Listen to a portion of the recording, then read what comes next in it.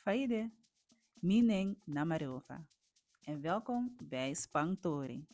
Vandaag leren wij een Surinaamse gezegde. Beri enji wansma.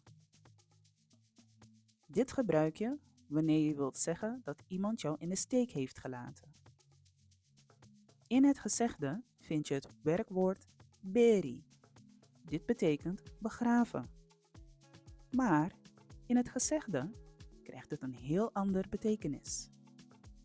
Zullen we een voorbeeld doen? You ben pramismi tak you bokon tik mi. Maar you no komoro.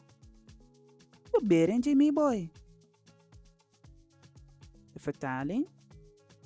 Je had me beloofd dat je me zou komen ophalen. Maar je kwam nooit meer. Je hebt me in de steek gelaten.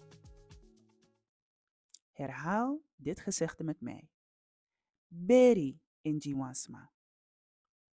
Beri in Jiwansma. Volgende keer zie ik je graag weer terug bij Spangtori en Tamboen.